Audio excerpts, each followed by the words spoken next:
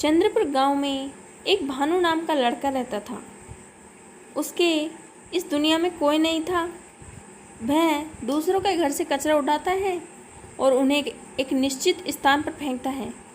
तभी कुछ लोग उन्हें पैसे देते हैं जिनसे वह अपना खर्चा चलाता था। वह दुर्गा माँ का बहुत बड़ा भक्त था और पुजारी से ऐसे ही जानकारी हो जाती। आओ भानु, मैं तुम्हारा ही इंतजार कर रहा था। ये लीजिए पुजारी जी, मैं दुर्गा माँ की पूजा के लिए फल लाया हूँ। जब भानु मंदिर में फल लेकर जाता, उन फलों से ही दुर्गा माँ की आरती होती थी। इंद्रपुर राज्य में इंद्र नामक राजा था। उनकी पुत्री का नाम था इंद्रवती। इंद्रवती बहुत ही खुश थी और इंदुवती राजा उन्हें कहीं नहीं जाने देते थे। एक दिन वो बाहर बैठे बैठे सोच रही थी, ये दुनिया कितनी खूबसूरत है। पिताजी तो मुझे बाहर निकलने ही नहीं देते। काश मैं बाहर जा पाती। राजकुमारी इंदुवती ने एक कागज पर कुछ लिखा था और उन्हें बाहर फेंक दिया। वह कागज एक कूड़े में जाकर पड़ा था तो उसे भानु ने देख लिया और उसे उठाकर पढ़ने लगा। मैं राजकुमारी इंदुमती, इस महल में मेरा कोई दोस्त नहीं है। अगर कोई मेरा दोस्त बनना चाहता है तो रात को मेरे घर के बाहर आकर मुझसे मिले। मैं उसे एक सोने का हार दूंगी। रात को भानु महल के बाहर चला गया। तब कि इंदुवती का रूम 2 मंजिल पर था तो उसने रस्सी ली और उसके सहारे उसके रूम में आ गया। राजकुमारी, मैं आ गया हूँ। यह देखकर इंदुवती बहुत खुश हुई। उन्होंने सारी रात बात की और फिर रानी ने उसे हार दिया तो उसने मना कर दिया और कहा, नहीं राजकुमारी, मुझे पैसे और सोने का कोई लालच नहीं है। मुझे तो बस आपसे बातें करनी थी। आप मुझे बहुत पसंद हो राजकुमारी। यह कहकर भानु वहाँ से चला गया। इंदुमती ये बात सुनकर बहुत खुश हुई और हर दिन वो रात को वहाँ पर आते और बातें करते थे और भानु उदास रहता था। एक दिन भानु क्या बात है भानु, आजकल बड़े उदास रहते हो? पुजारी ने राजकुमारी इंदुवती के बारे में सारी बातें बताई। फिर पुजारी डर गया। ये क्या कर दिया तुमने? महाराज को पता चलेगा तो वो तुम्हें मार डालेंगे बेटा। नहीं पुजारी जी, आप चिंता मत कीजिए, महाराज को पता नहीं चलेगा। भानु को क्या पता था कि उसके भाग्य में क्या लिखा है। उसके पास रहने को एक झोपड़ी थी और कुछ भी नहीं था और खेत था जो उसके चाचा जी मदन लाल उसे हड़पना चाहते थे और वो सोचते हैं, भानु का कुछ इंतजाम करना पड़ेगा। अगर वो नहीं रहेगा तो ये जमीन मेरी हो जाएगी। हाँ।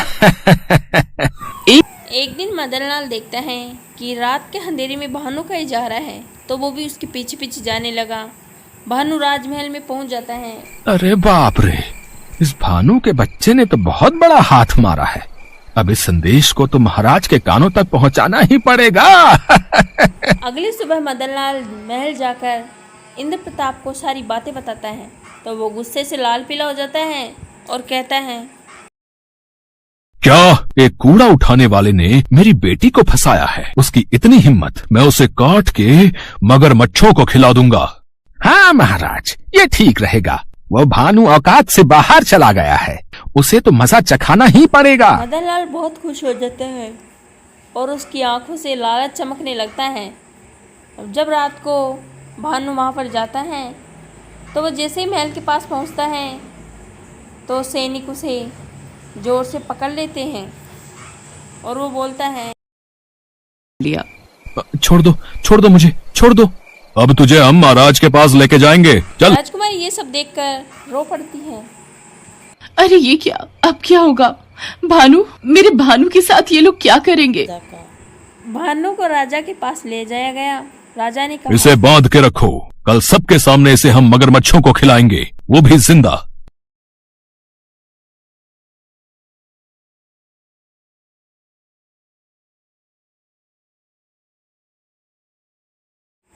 भानु को मगरमच्छ के तालाबों के पास जाकर बांध दिया।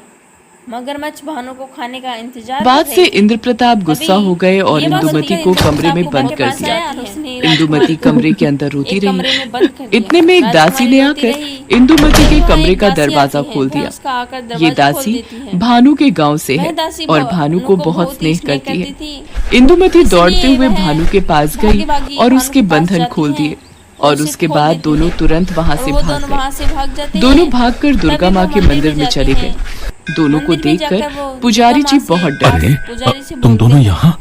महाराज को पता चल गया तो अनर्थ हो जाएगा। पुजारी जी, आप हम दोनों की शादी करवा दीजिए बस। उसके बाद हम यहाँ से भाग जाएंगे। मगर तुम दोनों इस धरती के जिस कोने में भी जाओगे, महाराज किसी न किसी तरीके से तुम्हें ढूंढ ही निकालेंगे। तब क्या होगा? तो फिर हमें इस धरती से बाहर भेज दीजिए, ऐसी जगह जहां हम दोनों के अलावा कोई नहीं हो। पुजारी ने डरे हुए भानु से काम कहा, तो सिर्फ दुर्गा माँ ही कर सकती हैं। तुम दोनों माँ दुर्गा से प्रार्थना करो, माँ दुर्गा तुम्हारी बात जरूर मानेंगी। दोनों आंखों में आंसू लेकर दुर्गा माँ से प्रार्थना करने लगी और तक मैंने आपसे कुछ भी नहीं मांगा, मगर आज मैं अपना प्यार मांग रहा हूँ। देखिए, ना मत कहना, आप तो मेरी माँ हो। दुर्गा माँ, अगर मेरे पिताजी को खबर लग गई कि हम यहाँ हैं, तो वो हम दोनों को मार डालेंगे। आप हमें कहीं और भेज दीजिए माँ, हमें कहीं और भेज दीजिए। दोनों को रोना धोना देखकर दुर्गा माँ से रहा न गया और वो मूर्ति से बाहर आकर उन दोनों से मुझे कहती है, पता है कि तुम दोनों एक दूसरे से प्यार करते हो। तुम्हारा प्यार पवित्र है, इसीलिए मैं तुम दोनों को चांद पर भेज रही हूँ। जाओ, वहाँ आराम से जिंदगी बिताओ। तभी दुर्गा माँ ने एक चमत्कारी रोशनी निकाली। उनके सामने एक सुंदर सा चंद्रयान प्रकट हो गया। वो दोनों उसमें बैठकर चंद्रमा पर पहुंच जाते हैं। वहाँ की सुनहरी मिट्टी को लेकर भानु ने मांग भर दी थी और उन्होंने पति पत्नी स्वीकार कर लिया था। उनके पास चंद्रमा पर रहने के लिए एक छोटा सा घर था। जब राजा को यह बात पता चली कि उनको भगाने में पुजारी जी का हाथ है, तो राजा गुस्से से लाल पीले होते हुए मंदिर में जाते पुजारी, मैं तुझे पुजारी से नहीं बोलते छोड़ूंगा। हैं। ये बोलकर महाराज ने पुजारी को बहुत मारा था। इंद्र प्रताप रुकने वालों में से नहीं था। उसने पुजारी को बहुत मारा और बंदी बना लिया। यह सब दुर्गा माँ देख रही थी। उसने उससे बोला, राजा, तुझे तेरे कर्मों की सजा मिलकर रहेगी। फिर इंद्रपुरा के दुश्मन राज भवानी सिंह ने इंद्रपुरी पर हमला बोल दिया। उसमें भवानी सिंह की जीत होती है और इंद्र हार जाता है, तो उसे अपने ही कमरे में बंदी बनाकर रखा जाता है। कुछ दिन बीत जाते हैं लेकिन कोई सूचना नहीं होती है। एक दिन राजा वहां बैठे आज बैठे मेरा कोई सोचता बारिश है। नहीं है, नहीं तो ऐसी हालत नहीं होती मेरी। तभी वहां पुजारी प्रकट हुए और कहा, चिंता मत कीजिए महाराज, मेरे ऊपर दुर्गा माँ का आशीर्वाद है। मैं कभी भी कहीं भी जा सकता हूँ। मैं बस ये कहने आया हूँ कि आपका वारिस है, आपका दामाद, वो चांद पर है। सिर्फ वही इस अत्याचारी राजा के हाथ से इस राज्य को मुक्त कर सकता है। ये सुनकर इंद्र प्रताप रोने पुजारी लगे। जी, मैंने उन लोगों के साथ बहुत बुरा किया। मैं उन दोनों को वापस लेकर आना चाहता हूँ। तभी